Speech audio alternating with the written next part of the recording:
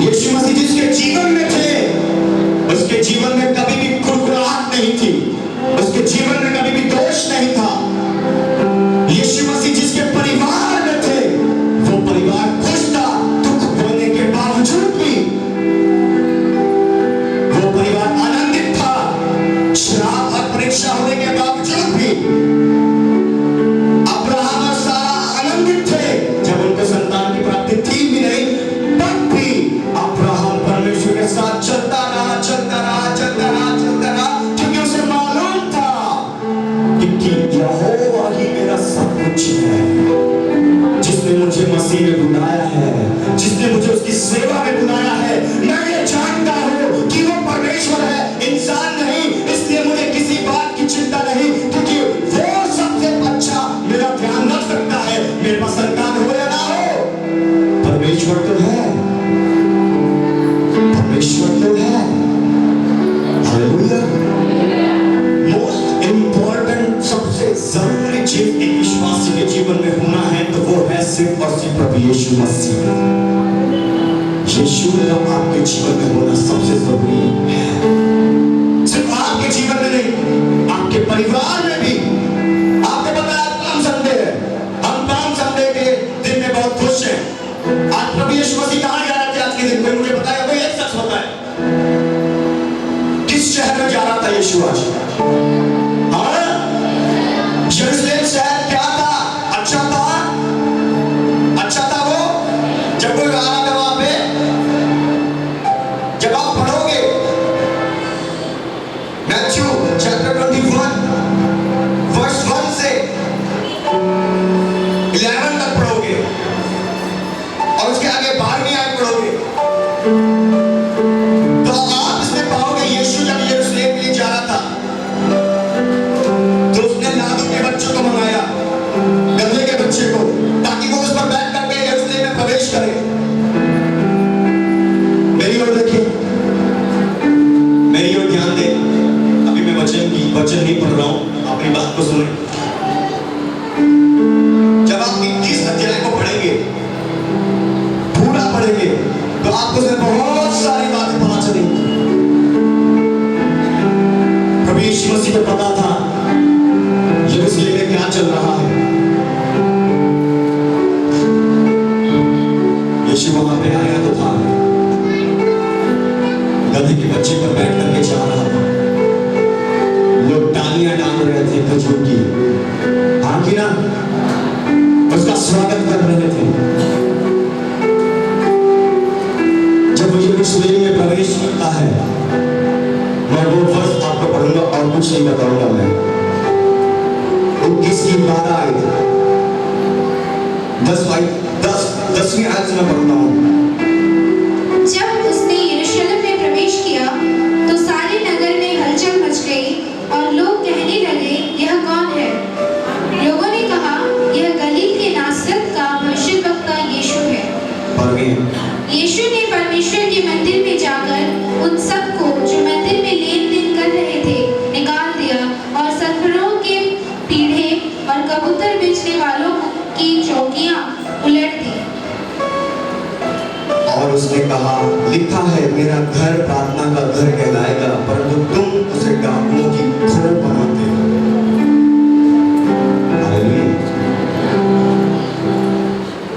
यीशु यरूशलेम तो जा रहा था, वो यरूशलेम में आ गया,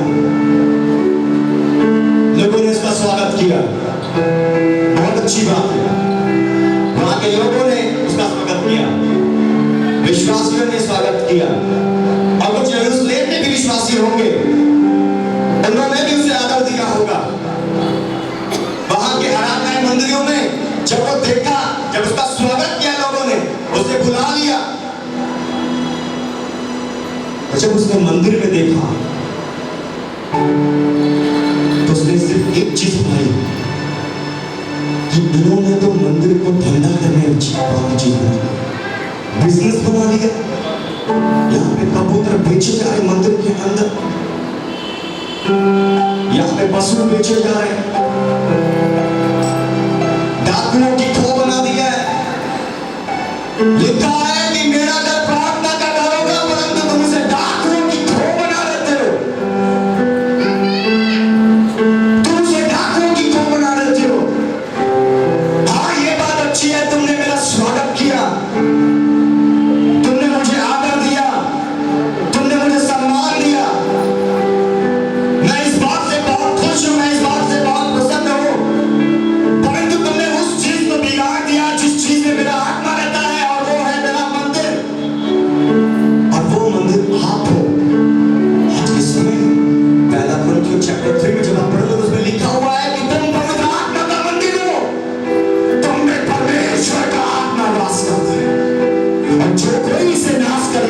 परमेश्वर उसे नाश करेगा।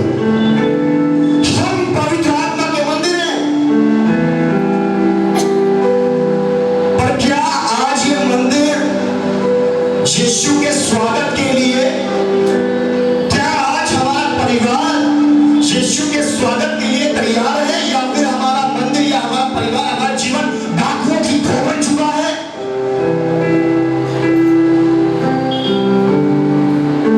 क्या हमारे जीवन में, हमारे परिवार में आज बिजनेस हो रहा है, ऊंच नीच की चीजें हो रही हैं, पाप की चीजें हो रही हैं, गलतियां हो रही हैं? क्या आज आपने इस शरीर को, अपने जीवन को डाकुओं की खोर तो नहीं बना लिया? अगर आपने इस शरीर को, जो पवित्र आत्मा का मंदिर है, जिसमें यीशु रहना चाहता है, जिसके साथ यीशु रहना पसंद करता है, आपके साथ वो रहना पसंद करना चाहता है, वो आपके साथ बातचीत करना चाहता है, वो आप में रहना चाहता है, वो आपके साथ बैठ करके बातचीत और आपके साथ समय बिताना चाहता है, इसलिए ताकि वो आपके द्वारा अनेकों लोगों को बचा सके। आप तो बच गए, पर उनका क्या होगा जो अभी भी दुकान में पड़े हुए हैं, जिन्होंने यीशु को अपने जीवन में नहीं बुलाया, जिन्होंने यीशु का स्वागत अपने परिवार में नहीं किया, जिन्होंने यीशु का स्वागत अपने दिल में नहीं किया, उनको कौन बचाएगा? उनकी ओर कौन जाएगा? उन राज्यों में, उन परिवारों में, उन घरानों में, उन देशों में, उन शहरों में, उन मोहल्लों में कौन जाएगा जिन्होंने अपने घर को, अपने परिवारों को डाकुओं की खोर बना दिया है? कौन जाएगा?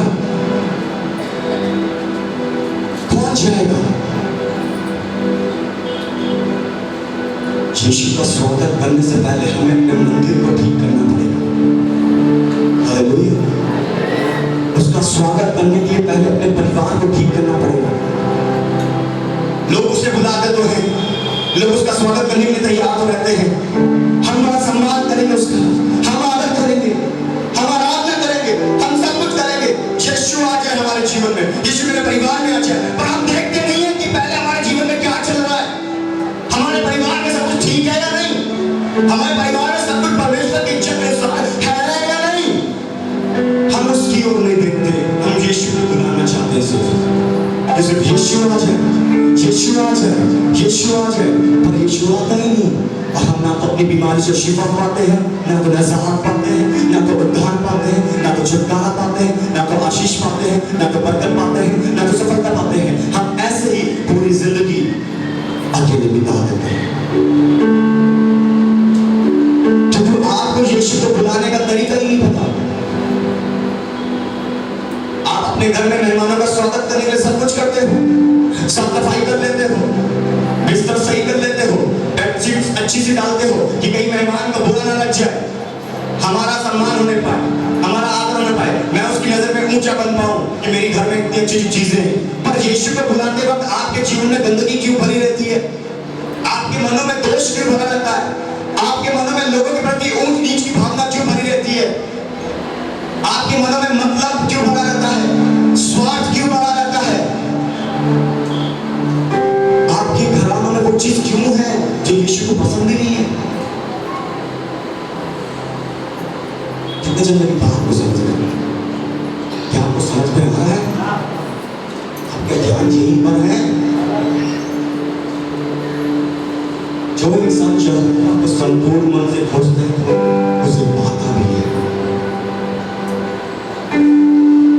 आधे मन वाले कभी भी परमेश्वर को कभी भी प्राप्त नहीं कर सकते। जो आधा अधूरा जीवन जीते हैं वो कभी भी परमेश्वर को प्राप्त नहीं कर सकते। यीशु आप सबके साथ रहना चाहता है। मानो आप सब विश्वासी बन चुके हो, आप सबने बपतिस्मा भी ले लिया होगा, आप सबने वरदान आत्मा भी पा लिया होगा, सब कुछ पा लिया होगा, पर अब भी शायद आप में एक बात की कमी है कि आपका ध्यान शायद संसार के धन की ओर है। आपका ध्यान शायद ऐसी चीजों पर है जो यीशु से बढ़कर के है आपके लिए।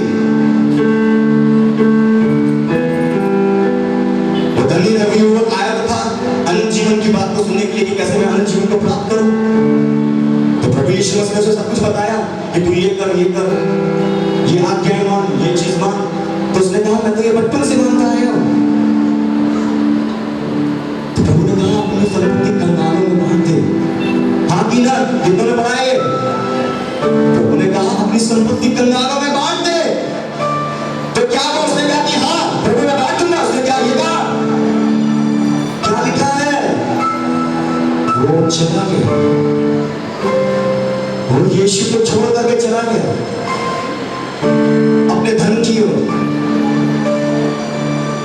अपने चीजों की ओर। वो जिससे प्रेम करता था वो उसकी ओर चला गया, और वो जो उसके पास था प्रेम से भरा हुआ सागर था, जो खुद प्रेम था, जो सबसे बड़ी संपत्ति थी, वो उसे छोड़ करके चला गया। उसको अच्छा ना लगा कि जो संसार का, जगत का, दुनिया का राजा है, जो मुझे बता रहा है कि अनंत जीवन कैसे मिल सकता है, उसने उसको ना पहचाना, उसने उसको साइड कर दिया। उसने तो उसको पहचाना जो संसार का था। अगर वो उसको पहचान लेता तो शायद उस दिन उसके जीवन में उद्धार आ जाता। जब कहीं को ये बात समझ में आ गई थी, इसलिए तो प्रभु ने कहा आज इस घर में उद्धार आया है। हालेलुया। क्योंकि उसने अपने मन को बदल लिया था। उससे पहले उसने यीशु का स्वागत किया अपने जीवन में और अपने परिवार में, तब उसके मन को बदला और उसने सारी चीजों को, सारे घर को दुगना करके लौटा दिया जिनसे उसने लिया था। और प्रभु ने कहा आज इस घर में उद्धार आया है। हालेलुया। यीशु के लिए ताली बजाओ, यीशु के लिए ताली बजाओ।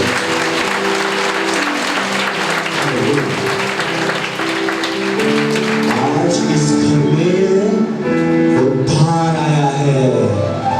आज इस घर में यीशु आया है। मालूम यीशु कोई मूर्ख नहीं, वो डिसिप्लिन में रहता है, वो आज्ञा में रहता है पिता की। जब तक आप उसे नहीं बुलाओगे तब तक वो नहीं आएगा। प्रकाशित वाक्य में लिखा हुआ है कि वो द्वार पर खड़ा होकर के खटखटाता है। भाई खटखटाता है, जो कोई उसका शब्द सुन करके द्वार खोलेगा वो उसके जीवन में आएगा और उसके साथ भोजन, वस्तु, सब कुछ करेगा। हालेलुया। यीशु को बुलाना बड़ी बात नहीं है, यीशु को ग्रहण करना तो बड़ी बात नहीं है, पर शर्त यह है अगर आपको यीशु का अपने जीवन में स्वागत करना है, उसे अपने जीवन में आने देना है, आपको संपूर्ण रीति से उसके पास आना पड़ेगा। आपको अपने मन को पूर्ण रीति से, संपूर्ण रीति से संसार से फिराना पड़ेगा और यीशु की ओर लगाना पड़ेगा।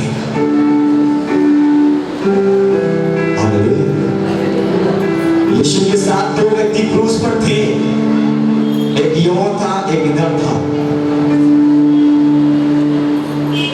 वो दोनों क्या बोल रहे थे? वो दोनों क्या बोल रहे थे? कोई मुझे बताएगा? उन दोनों ने क्या बोला उससे? उन दोनों ने क्या बोला उससे? क्या किसी ने ये पढ़ा है? हाँ, यीशु जब क्रूस पर चढ़ाया गया, उसके इस साइड दो व्यक्ति और थे, क्योंकि उस समय में जो पाप करता था उसे क्रूस पर ठोक करके मार दिया जाता था, क्रूस पर लटका करके मार दिया जाता था।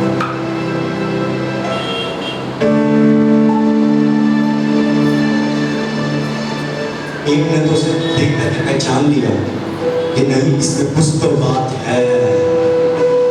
लोग इसे मार रहे हैं, लोग इसे नीचा कर रहे हैं, लोग इसके पर थूक रहे हैं, और ये क्रूस पर चढ़ने के बावजूद भी ये कह रहा है कि हे पिता इन्हें क्षमा कर, क्योंकि ये नहीं जानते कि ये क्या कर रहे हैं। वो व्यक्ति जान गया कि इसमें कुछ तो अलग बात है। यही मसीह है, यही मसीह है। और उसने मालूम क्या कहा? जब तेरा राज्य आए मेरी सुधि लेना। हालेलुया। आज ही तू मेरे साथ पैराडाइज में होगा, स्वर्ग मेरे राज्य। हालेलुया। मैं जान लिया, पल भर में ये जान लिया कि ये कुछ तो है, इसमें कुछ तो अलग बात है, इसका तो कैरेक्टर ही अलग है, इसका तो चरित्र ही अलग है, इसके मुंह से जो बातें निकल रही वो बात तो बिल्कुल ही अलग है, विपरीत है, संसार से तो बिल्कुल अलग है। ये तो स्वर्गीय बातें बोल रहा है, ये तो कह रहा है लोग इसे सता रहे, इसे मार रहे, क्रूस पर चढ़ा दिया, और फिर भी ये कह रहा है हे पिता ये क्षमा कर, क्योंकि ये नहीं जानते कि ये क्या कर रहे हैं। अब तो इसे ग्रहण करना जरूरी है। मैं जान गया हूं कि यही सच्चा मसीह है, परमेश्वर का पुत्र है। इसे ग्रहण कर लो तो अनंत जीवन में प्रवेश कर जाओगे। हालेलुया। यीशु को ग्रहण कर लो तो अनंत जीवन में प्रवेश कर जाओगे। इसको ग्रहण करने से पहले आपको अपने आप को साफ करना पड़ेगा, अपने मंदिर को साफ करना पड़ेगा, उन शरीर के कामों को, उन अभिलाषाओं को, उस धन को जो स्वर्ग का नहीं है, जो संसार का है, उसको अपने जीवन से हटाना पड़ेगा। धन क्या समझते हैं आप? आज तो धन लोगों के लिए, लोगों के सब कुछ हो चुका है। किसी का दोस्त हो चुका है, किसी का प्यार हो चुका है, किसी की गाड़ी हो चुकी है, किसी का घर हो चुका है, और किसी का मोबाइल फोन हो चुका है।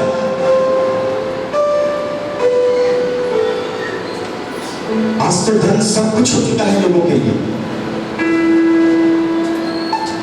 इसकी वजह से आप परमेश्वर के निकट नहीं आ पा रहे, इसकी वजह से यीशु आपके जीवन में नहीं आ पा रहा, इसकी वजह से आप अपनी समस्याओं से आजाद नहीं हो पा रहे, इसकी वजह से आप आशीष को अब तक नहीं प्राप्त कर पा रहे, और इसी ही की वजह से आज अब तक ना तो आपका परिवार उस जगह तक पहुंचा जहां तक पहुंचना चाहिए, ना तो आप पहुंचे। हो सकता है आपने देरी कर दी है, हो सकता है आपने समय को वेस्ट कर दिया, हो सकता है आपने उस कीमती चीज को दूर कर दिया। प्रभु जानता है, अगर आज इसने संपूर्ण रीति से मुझे बुला लिया तो मैं उसे उस स्थान पर खड़ा कर दूंगा जहां पर इसे होना चाहिए। हालेलुया। जहां पे आपको होना चाहिए था, जहां पे आपके बच्चों को, आपके परिवार को होना चाहिए था। प्रभु जानता है, हर एक चीज जानता है वो, पर वो ये चाहता है कि तुम पहले अपने आप को पवित्र बनाओ, क्योंकि मैं भी पवित्र हूं। जब तुम अपने आप को पवित्र बनाओगे और उन बातों को जो मेरी हमें मानोगे, तो मैं तुम में आऊंगा और तुम्हारे साथ एक हो जाऊंगा। जो प्रभु के साथ संगति करता है वो उसके साथ एक आत्मा हो जाता है। हालेलुया। आप उसके साथ एक आत्मा हो जाएंगे, आप जुड़ जाएंगे, आप उसके साथ एक हो जाएंगे, और वो बातें आपके जीवन में होने लगेंगी जो आपने कभी भी सोची ना होंगी। वो बातें आपके जीवन में होने लगेंगी जो बातें पौलुस के जीवन में हुई थी, जो बातें पतरस के जीवन में हुई थी, जो बातें यूहन्ना के जीवन में हुई थी, जो बातें रूथ के जीवन में हुई थी, जो बातें मरियम के और मार्था के जीवन में हुई थी, जो बातें उस 38 वर्ष के रोगी के जीवन में हुई थी, जो 38 वर्ष से सीलों के कुंड के पास इसी हाथ से बैठा था कि मैं चंगा होऊंगा, मैं जरूर चंगा होऊंगा एक दिन को। और मालूम यीशु उस 38 वर्ष के रोगी के पास चल करके आए थे, क्योंकि उसका यह विश्वास था, उसकी ये आशा थी कि मैं एक ना एक दिन तो चंगा होऊंगा, जरूर होऊंगा। वो पवित्र मन से यहोवा को पुकारता था। यीशु उसके पास खुद चल करके आए। याद रखना, वहां पे सीलों के कुंड के पास बहुत सारे बीमार पड़े थे, तरह तरह के बीमार और रोगी लोग पड़े हुए थे। यीशु उनके पास नहीं गया। बाइबल में सिर्फ जिक्र इसका आया है कि यीशु सिर्फ 38 वर्ष के रोगी के पास गया है। पढ़ लेना यूहन्ना 5 अध्याय ध्यान से, उसमें लिखा हुआ है कि यीशु सिर्फ और सिर्फ उस 38 वर्ष के रोगी के पास गया, क्योंकि उसकी आशा, उसका विश्वास यीशु के पर था। उसको संपूर्ण मन से यहोवा को पुकार रहा था। यीशु उसके पास गया और कहा,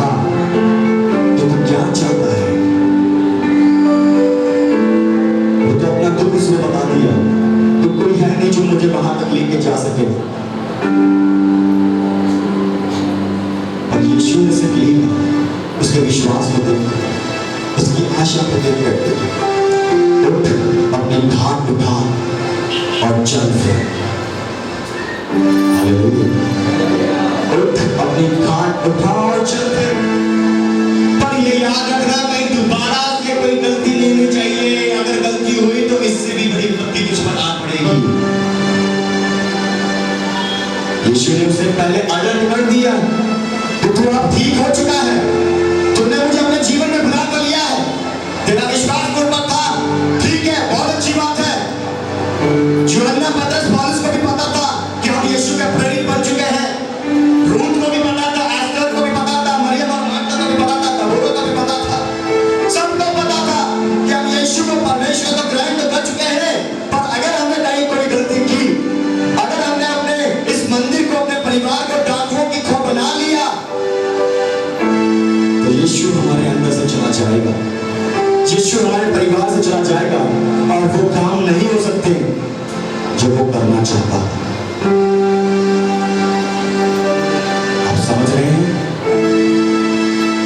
कितने को समझ में आई? समझ आई या समझ गई? समझ आई या समझ गई? समझ गई? आई समझ यहोवा की ओर से आई। हालेलुया।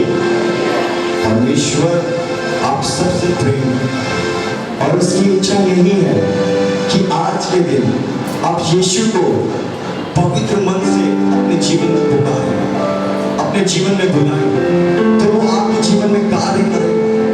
उसका स्वागत करना है तो सफाई से करो, अच्छी रीति से करो, डाकुओं की खो को हटा दो, उन गंदे कामों को हटा दो, उन पाप की चीजों को हटा दो, उन चीजों को हटा दो जो यीशु को पसंद ही नहीं है, और वो चीजें लाओ अपने जीवन में, वो चीजें करो जो उसे पसंद है, जो उसे भाता है।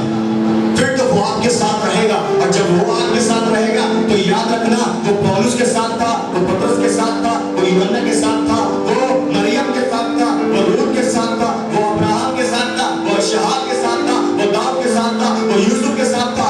पढ़ करके देख लेना, जिनके साथ था वो दुख में रहने के बावजूद भी राजा के समान जीते थे। दुख में रहने के बाद भी एक योद्धा के समान जीते थे। परीक्षाओं में रहने के बाद भी उन्हें उन पर कोई भी परीक्षा का असर नहीं होता था। वो तो सिर्फ यही कहते थे, तू बढ़ता जा और हम घटते जाए। यहोवा ने दिया, यहोवा ने लिया, यहोवा का नाम धन्य हो, अय्यूब कहने लगा, क्योंकि वो जानते थे कि सबसे बड़ा खजाना तो खुद यहोवा है, खुद यहोवा ही है। यहोवा ने मूसा से कह दिया था, मैं जो हूँ सो हूँ, तेरे लिए इतना ही काफी है, दुनिया के लिए इतना ही काफी है। उनसे कह देना, यहोवा कहता है मैं जो हूँ सो हूँ। उसे किसी को परमेश्वर को किसी को अपने बारे में बताने की जरूरत नहीं है। इस कायनात को देख लो, पता चल जाएगा कि वो क्या है। अपने आप को देख लो, पता चल जाएगा कि वो क्या है। बाइबल पढ़ करके देख लो तो पता चल जाएगा कि यहोवा आखिर है क्या। वो कहता है, जब मैंने समुद्र में दो भाग करके अपनी कौम को कनान देश तक पहुंचा दिया, तो मैं जो तुम यहाँ बैठे हो, अगर तुम मुझे अपने जीवन में अच्छी रीति से बुलाओगे तो मैं तुम्हें क्या उन दुखों से, उन तकलीफों से, उनके दो भाग करके तुम्हें आशीष तक नहीं पहुंचा सकता। क्या ये उसके लिए कठिन बात है? बाइबल कहती है कि वो कल, आज, युगान युग एक सा परमेश्वर है, एक सा परमेश्वर है। वो कभी भी नहीं बदलता, वो कभी भी नहीं बदलता, वो हमेशा एक सा परमेश्वर है। ये याद रखना, वो एक सा है, वो बदलने वाला परमेश्वर नहीं है। पर जरूरत ये है, आपका मन बदलेना, आपका मन स्थिर रहना चाहिए और यहोवा पर ही रहना चाहिए। तो आपकी उन्नति होगी, आप प्रॉस्पर होंगे, आप आशीषित होंगे, और वो जो सारी चीजें आप प्रार्थना में उसके सामने रखते हो, वो आपके लिए होना शुरू हो जाएंगे। आमीन, हालेलुया। जितने को समझ में आए वो अपने हाथ को ऊपर उठाएं और कहें, परमेश्वर तेरा वचन मेरे जीवन में ऐसे कार्य करे कि मैं दूसरों को तेरे वचन को बताने वाली हो जाऊं, दूसरों को तेरा वचन बताने वाला हो जाऊं और आपके राज्य में रूहों को इकट्ठा करने वाला बन जाऊं। जो लोग अंधकार में फंसे हुए हैं उन्हें आपके वचन के द्वारा ज्योति का वचन, ज्योति का कारण बनूं। आपका वचन जो ज्योति के समान है, मैं अंधियारे में फैलाना नहीं पाऊं। वो जो बंधन में फंसे हुए हैं, वो जो श्रापों में फंसे हुए हैं, मैं उन्हें छुटकारे का संदेश सुनाने पाऊं। परमेश्वर मुझे भर ताकि मैं दूसरों को देने वाला बन जाऊं। प्रभु यीशु मसीह के नाम में आमीन, हालेलुया। यीशु का स्वागत करना है, अच्छी रीति से करना है। वो चाहता है आपके जीवन में अच्छी रीति से करना। हालेलुया। आप चाहते हैं उसको अपने जीवन में अच्छी रीति से बुलाना? हाँ, चाहते हैं? आज उन दागों की खो को